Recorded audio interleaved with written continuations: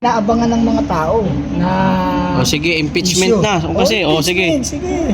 Opinion mo sa mensahe mo pala sa mga congressman na bubuto ngayon about sa impeachment ni Bibi Sara. About dyan sa bagay na yan, sila dapat ang ma-impeach. Kasi sila, ini-initiate niyang impeachment na yan dahil namumulitika lang talaga sila. Wala namang grounds para ma-impeach dahil mismong Supreme Court na ang naghayag na unconstitutional ang sinasampang impeachment kay VP Sara Duterte. Kaya panawagan ko sa mga congressman, magnilay-nilay po kayo at mag-isip-isip ng maigi dahil unahin nyo po ang problema ng bayan. Bago nyo po impeach ang VP Sara Duterte, kayo po muna ang dapat na imbestigahan kasi involved po kayo. Halos lahat kayo involved sa Ghost Project Flood Control na palasak ngayon. Huwag nyo nang i-divert ang issue ng bayan o ng bansa. Tuunan nyo ng pansin ang usaping nakawan o sobrang kurakutan sa ating pamahalaan ngayon. Lalong-lalo na sa Ghost Project. Ginagawa nyo, diversionary tactics. Hindi na po yan kumaagat ngayon. Kaya mga congressman, sana maiyaya naman kayo sa 32 million na mga mamamayang Pilipino na bumoto at nagtiwala kay VP Sara Duterte at kayo naman ay i-impeach nyo siya. Okay. Ni Attorney Bondok din kanina, nasabi niya, malaki din daw talaga ang posibilidad na umakyat ito sa Senado. Kasi kung declared ng Supreme Court ang unconstitutional ang naunang impeachment dahil hindi sununod ang proseso. So kung kapag sinunod ang proseso at this time, malaki ang posibilidad na umakyat ito sa Senado. Ngayon, mensahe mo naman sa mga senador. Hindi, actually sagutin ko muna yung yung tungkol sa pag-akyat.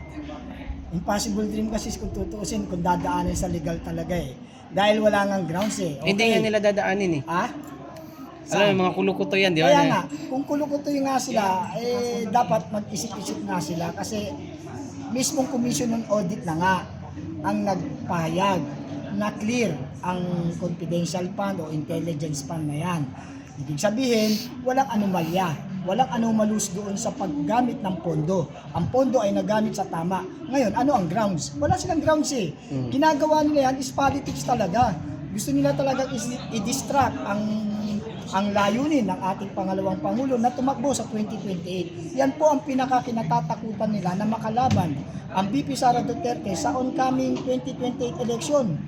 Dahil hindi sila mananalo talaga dyan dahil ang VP Sara Duterte ay pinagtitiwalaan ng 32 milyon na mamamayang Pilipino at nadagdagan pa yan. Kaya yung impeachment na yan, kung tutuusin, sila lang ang may kagustuhan yan, hindi gusto ng mga mamayan yan. Para sa akin, unahin nila muna ang problema ng ating bayan at mamayan. Huwag silang magsayang ng panahon sa impeachment, walang mapapala ang Pilipino dyan. Sir, usapang tulpo. Isa ka rin ba sa naging idol mo ba to dati? Dati, sasabihin ko, idol. Okay. So, sabi mo idol mo to dati. Sir, ang tanong ko ito. Pagka ang maging kalaban ni Inday Sara Duterte isang tulpo sa 2028, ano sa palagay mong mangyayari? Hindi mananalo ang tulpo. Bakit? Walang panalo ang tulpo dahil bistado na, hindi naman sila kumikibo sa korupsyon. Nakita mo ba sila pumalag sa korupsyon ngayon? Nakita mo ba silang nagsawata sa mga nagaganap na kurakutan? Wala, nanahimik sila, di ba? Doon pa lang makikita mo, they are dancing in the music. Hindi na sila katulad ng dati na talagang akala mo lumalaban para sa justisya, para sa katarungan.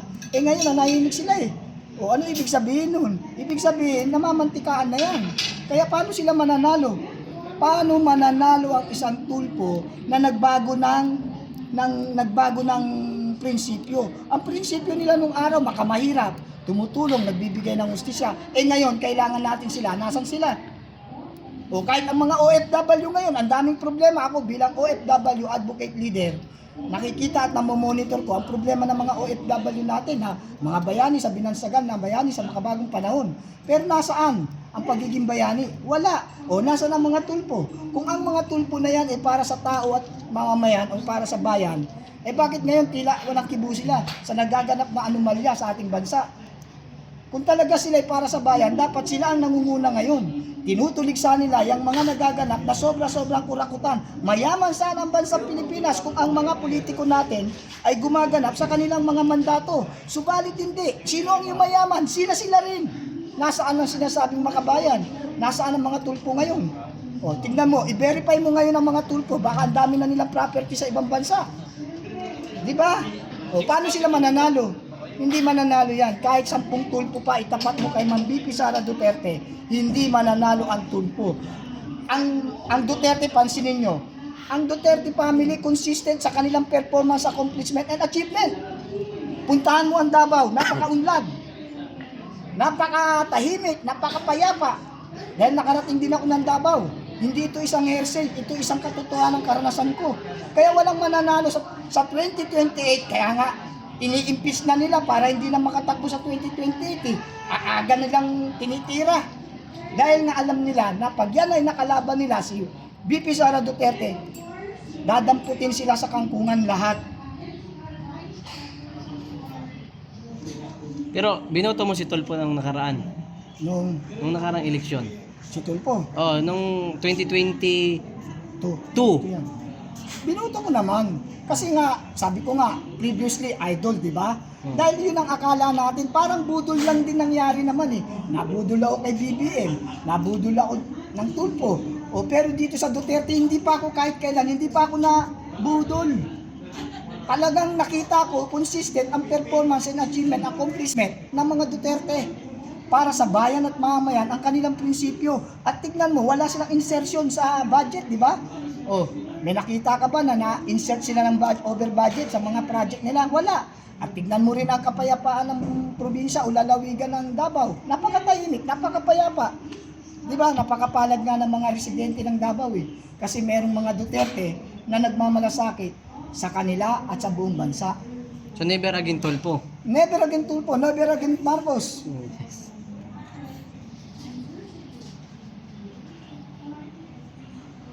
Sir, about naman dito sa kay Congressman Acop.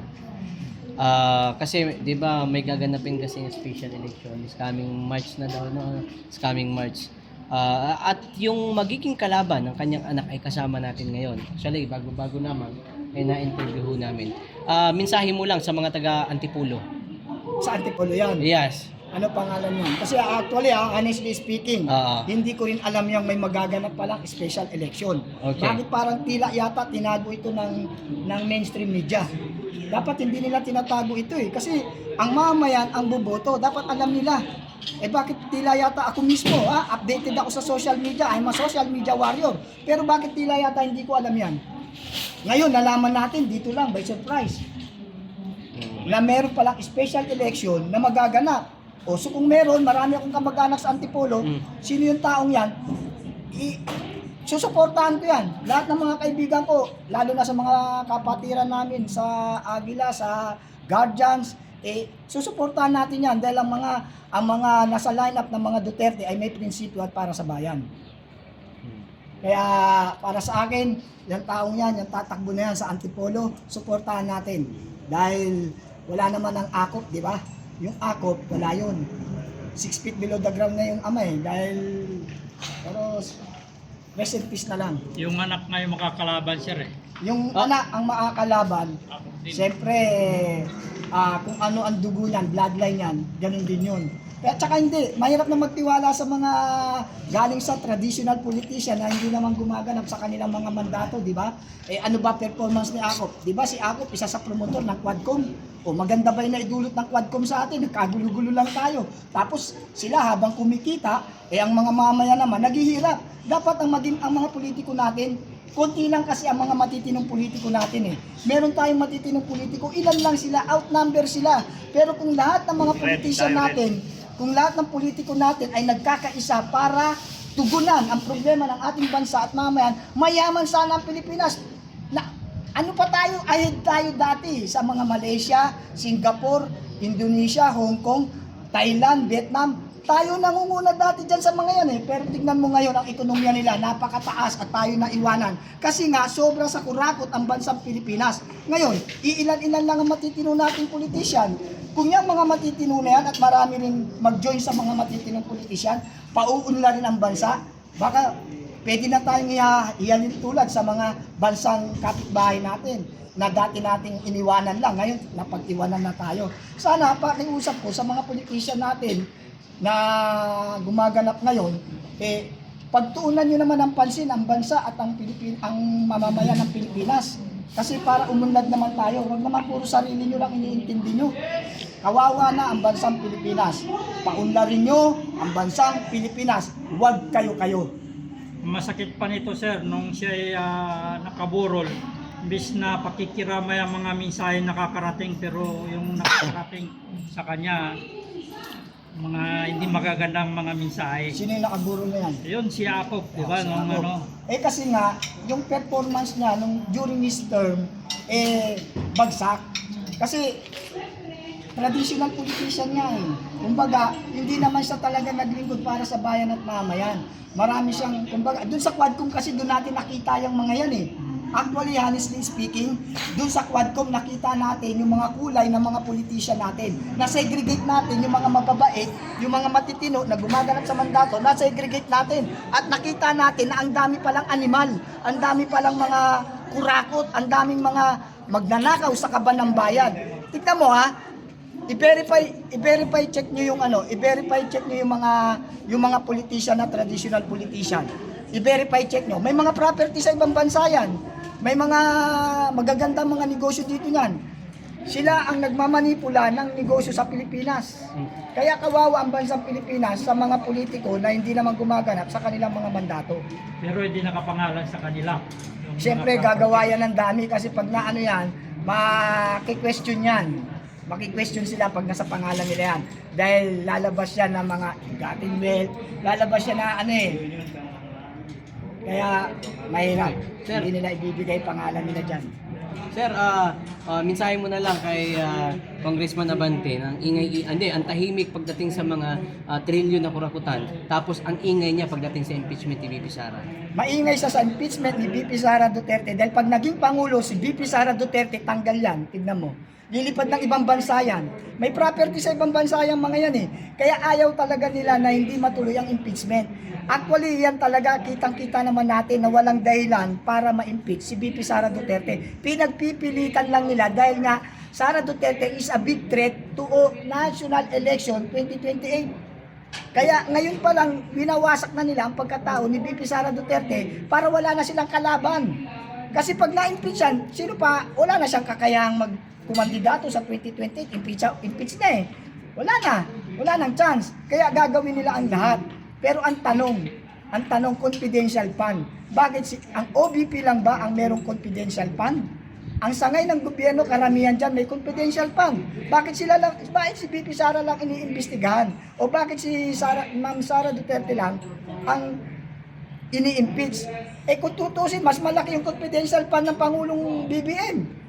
Nasaan ginamit yun? Kung talagang gusto talaga nila na transparency and accountability, dapat sila mismo, ipacheck nila yung mga confidential fund nila, i-report nila sa Commission on Audit kung saan nila ginamit yung confidential fund nila. Huwag nilang i-single out kay VP Sara Duterte. Kasi yung kay VP Sara Duterte, clear on Commission on Audit. So ano masasabi mo? Meron ako napanood sa social media na mas mabigat daw na kalaban ni BBM ay itong mga Piglawan, Dilawan at saka kasi itong pamilya Duterte ay maawain. Anong ibig mo sabihin na Kasi sino yung mabigat na yun, nakalaban? kagaya ng Piglawan, mga basta makabayan, yon ni BBM. Kasi nung panahon daw ni Tatay Digong, so di ba may kaso si Imelda. So binulungan lang, wag na yan dahil nga matanda na yan. So nakita naman si Tatay Digong. So ano sa palagay mo si Inday, ganun rin? Ay hindi, sa totoo lang, maganda yung tanong mo. Kung tungkol sa pagkatao, naiiba itong si Inday Sara. Sa totoo lang, kung matatandaan niyo yung isang na-televise doon na may sinapak siyang sheriff. Alam mo ba na yung kaya nanapak yun? Kasi hindi alam ng iba, akala nila bastos lang. Hindi ka bastusan. Ang ipinagtatanggol ni VP Sara Duterte doon, yung mga mahihirap na mamamayang Pilipino na i-abolish, na i-demolish. Eh wala namang lilipatan. Ano yung pusa? Ano yung aso? Ililipat mo nang walang titirahan? Saan? Eh kung ang pusa at aso, inaalagaan natin eh. Tapos yung tao, biyasta mo lang palalayasin. Kaya hinanap ni VP Sara Duterte yung sheriff dahil yun ang nagpapatupad na kailangan umalis daw sila. Kailangan may court order daw na umalis. O, ang sagot naman ni VP Sara Duterte doon, kailangan meron muna relocation. Kailangan relocation talaga. Tao yan eh, hindi naman hayop yan eh. O, kaso matigas ang ulo ng sheriff. Gusto niya talaga palayasin yung mga tao. Eh dumating si Sara. O, si VP Sara Duterte. Mayor pa lang siya noon. O, di ba sinapak niya? O, pinatunayan niya lang na ang puso niya para sa mga mahihirap na mamayang Pilipino. Doon pa lang makikita mo na yung pagkatao eh. Di ba? Babae yan. Ha? Ang babae, hindi basta-basta manununtok yan kung hindi galit. Galit siya kasi nga, ginagawa ng sahol pa sa hayop, palalayasin mo, walang relocation. Kaya, binigyan niya ng sample. Kaya kung yan ay lalaban, hindi yan maaawa kung sino man ang kalaban yan dahil hindi kaawa-awa yung mga pinklawan na yan. Dahil yung mga pinklawan na yan, yung mga milyonaryo na yan, marami ng pera yan, kaya hindi kaawa-awa. Ang nakakaawa at kaawaan ni Ma'am VP Sara Duterte kapag hindi siya tumakbo. Kaya kailangan ng tumakbo to save the Philippines. Yun ang objective ni VP Sara Duterte. Tumakbong presidente para maiaon sa kahirapan ang mga mamamayang mahihirap sa bansang Pilipinas. Ibig sabihin na yung salita ni Tatay Digong na ako, salita lang sa akin, si Inday talagang tutuhanin. Oo, kasi aabot naman yun, hindi naman basta-basta ganun, abogada yan eh. Alam niya rin ang batas. Ginawa niya yan dahil alam niya may depensa siya doon. Bakit? Abuse of authority yung sheriff eh. Kaso yun eh. Oh, bakit hindi kita gaganyanin? Ina ako ng lalawigan dahil mayora siya eh. Natural lang, nabibigyan niya ng sample yun. Parang relasyon ng mag-ama yan eh, di ba? Yung anak nagkasala, minsan dinidisiplina. Dinisiplina niya lang yung sheriff. Para, tignan mo, hindi na naulit. Kasi nga, nadala. Di ba? Masama yung gagawin niya eh. So maaaring yan yung kinatatakutan ng kalaban ni Inday ngayon. Yan, hindi lang yan. Ang kinatatakutan talaga nila kay VP Sara Duterte, yung pagiging makabayan at mahihirap na Pilipino. Yung puso kasi ng mga Duterte sa bayan at mga mahihirap na mamayang Pilipino. Ngayon, sino ba naapektuhan sa sobrang kurakutan? Di ba mga mahihirap na mamayang Pilipino? Kaya to save the poor Filipino people, she's running for presidential election. Yan ang kinatatakutan nila. Kaya kahit walang grounds, kahit sinabi na, dineclared na ng Commission on Audit, dineclared na ng Supreme Court, pero ang kukulit pa rin ng mga congressman, iaakyat pa nila sa Senado, parang lang moro-moro yan eh.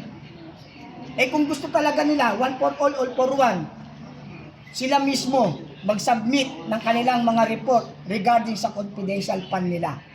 O kahit na anong uri ng pondo na pumasok sa opisina nila, ipa-imbestigahan nila. To be fair and square. Hindi yung sinisingle out lang nila si VP Sara Duterte. That is a color of politics and motivated.